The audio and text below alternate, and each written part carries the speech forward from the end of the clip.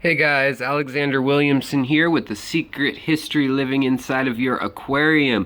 Tonight I am bringing to you some foggy water, just did some water changes, but I wanted to talk about what I am breeding right now. We're going to talk about everything that's being bred. I'm going to try to be quick, but I am a talker, so, just remind me, guilt trip me into hurrying things along. But basically here we have, these are two of the males. They are my only two males right now, and they are rainbow, leopard, or tiger endlers. And so basically Lucas Brett's had this strain for a long time. He's been working on it, and they have all sorts of different tail and tail color and as well as shape. And I happen to have selected a few generations back now. I have selected for a blue flame on the lower part of the tail and a black flame on the top. And I'm trying to get that black spot on the side to either be a blue color or a red, but I've yet to find any sort of mutation. This one being the closest, where it has kind of an orangier color headed up towards that spot. But the blue tail being a spade shape is key in the culling, and I have been culling ruthlessly and sending things off to the pet shop when they don't meet the standards of this line. So basically just wanted to share with you how this line is coming along and let everybody know that anybody who is following my page, is subscribed, and is a Patreon supporter, they will get first dibs on anything that I'm breeding. So anything that I did not purchase but that I am breeding will be available via the Patreon page at some point or another, or you just message me and say, hey, I'm interested in such and such. And depending on what it is, I'll either hook you up at a really good rate, like cheaper than the fish shop, or we can also do, on certain occasions, I'm probably just going to do some giveaways just randomly to different Patreon backers. And I'll just, we're doing blue shrimp this week, and I'm picking 5 people. Like, in the future, that's the goal, to kind of do some of that. So even $1, that extended offer of the random draws that will be happening in the next year, that extends out to all the Patreon level supporters, whereas higher level supporters, $5, $10, are able to actually select the individual that they want if I'm filming, and I can pull that out and send it to them. So also added a pleco to this tank if you didn't catch it already. I've named her Callie with the C. And then this tank has electric blue shrimp. Some of them seem to be exhibiting signs like they might jump to a really a blue really strain, but that's okay with me. I wouldn't mind some of those. I'm just selecting, and you'll see pretty strong. I'm okay with that level of blue there, but it has to be that bright. Anything paler, and I'm not accepting it. It can have that level blue and a black spot to be a Riley, but I'm not letting it go lighter than that. So we'll see what happens, but there's a few of them in here. I hope to get some better blood in here soon. I want to order some from Lucas Brett's yet again. He's got the truest line of blue shrimp, and I'd probably be giving these guys the boot, putting them in the community tank. And yeah, so basically when I see a pregnant one, I then wait a week or two, then I put them down in the nursery. And down here in the nursery, it is also my cherry shrimp hatchery at the moment. And I've got some mighty fine painted fire shrimp in here. Some of them are so red that you can't see if they have a saddle or not.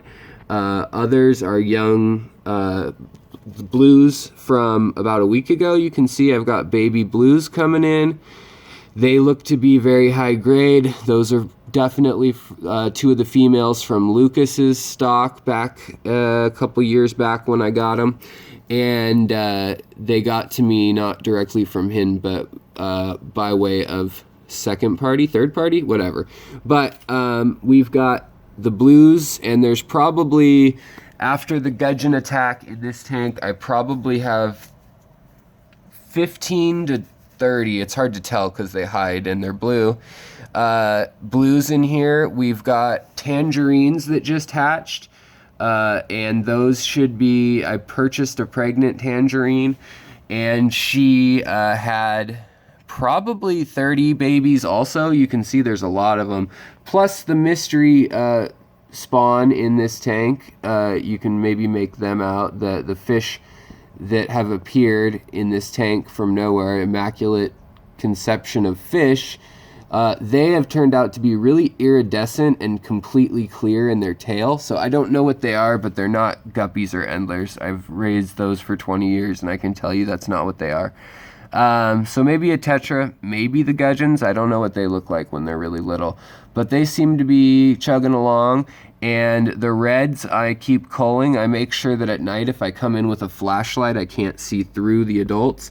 And then anything bigger than this is about my cutoff right here. So anything older than that size of red then gets put into a breeder pen. They get floated, and then they get evaluated or sent off. Now here's an adult that is not looking up to snuff, and I don't know if that's a health issue or what. So I'm going to do a little bit of research. Maybe you guys know. Of course, it's hiding now. I don't think I can get a good shot of it. But in any case, most of them are staying really red. That's just the light playing tricks on you. There we go. So they're really red, and all have red legs, red antenna. I'm not breeding anything less than that quality. I would like to be breeding, that's about as translucent as they should be getting, that I'm allowing to breed in this tank. And then there are 2 males, and that's it, 2 males. And you know what? I just made out on the new little mystery fry in this tank that they have a turquoise blue eye on them, and I'm not getting it in focus for the life of me. There we go. But they have a turquoise blue eye, which tells me that the mop that I am breeding my rainbow fish on, or my gudgeons, is working. You can see that the gudgeons, the peacock gudgeons, they are in their new aquarium that's bigger, and the male is sticking his head out and defending his burrow, not using the little thing that I bought for the life of them. But we've got a couple guppies here that are panda guppies. We've got these cold shrimp that came in with the tangerine mother, and I'm guessing that maybe a blue father or something had babies with them, because they are a light blue with yellow, or they are a rusty red with green hump looking shrimp. And so these are culls, but they're kind of cool culls, and I'm looking to maybe just keep them. This tangerine wasn't up to snuff either. So all these I'm not worried about. There are no shrimp in this big tank right now. I am breeding the guppies. We're breeding 2 types of guppies in this tank, so it's nothing official or like, you know, a clean line, so to speak, but that is happening. It's possible that, I suppose, the tetras, the neon tetras are breeding. That could be what I have the couple fry of. I moved some hornweed, if you didn't hear the story, over in from this tank that was floating up here into that tank, and now we have 5 babies that have come to be. The other thing that I'm wondering is if the forktails, if it could be theirs. But here's one of those peacock gudgeons. So they are definitely spawning. You can see that big belly. And so the male is protecting it. There's his female that was swimming around. He is now on day 3 of protecting the burrow. So within 2 more days, I would expect that there are eggs. I don't know that they will survive all these other fish going down in here, because it's kind of a fish medley tank right now, and it needs some love and some work. Yeah. So in any case, that's what's going down in here. We've got these. These are supposed to be panda guppies. Yet again, when I bought the female at a local fish shop she was a clear looking female, so I assumed she was panda, but clearly there's some reverting. I don't know if that's just the line or what, but these are 2 months old, and they're showing a lot of blue for being pandas, a lot of purple and blue. That's okay, so I'm seeing where that goes. And then I've also got these laser stripe endlers that I allowed to, they were in a breeder box that was bigger than this, and they definitely 3 females were impregnated by this male. And so now they're all out together, and that'll be pretty clear who's who once they grow. Just to show you that blue eye, if I can, let's see here if I can get the forktails out and about. But the forktails have a very bright blue eye, so I'm wondering if that's what those guppy wannabes, everyone was saying either guppies or rainbow fish. I think Bentley had it. Think they're rainbow fish. Sorry, it's hard to keep the contrast and there we go. But they've got a stunning blue turquoise eye. So maybe I'm raising those. Maybe those are available. And then in the last tank over here at the moment, that is not a hospital tank, the last public tank, we have, these are females, and I think they are beautiful. That's obviously the male, but we have these females, which are great because I can tell apart which female's which. In the guppy world, that's worth a lot. Then we've also got these Pelvicachromis tenacious, Nigerian red, Pelvicachromis that is, and they are loving this jungle style mix up of, I've stopped caring about the way the tank looks so much and just featured it to be a good tank for the way the fish feel. And so in here we've currently got, let's see here if we can get some more light on them.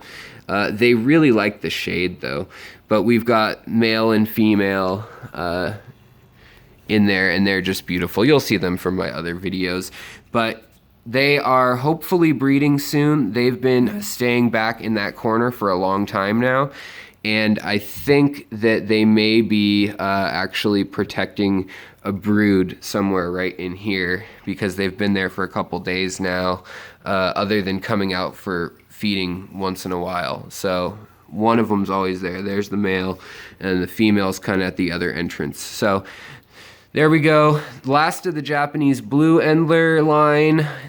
There's 2 male guppies in here. They're both blues, and they both have kind of a green and blue with splashes of yellow. The females also have blue and yellow, so this is going to be a whole mix. All my guppy lines I was told that they were clean and that they were for sure, and it turns out that only the endlers had even a couple of them that were clean and pure. And so now I'm just mixing it up and making stuff that's pretty. Here's some blues that didn't make the cut and a whole bunch of red realies that are very young.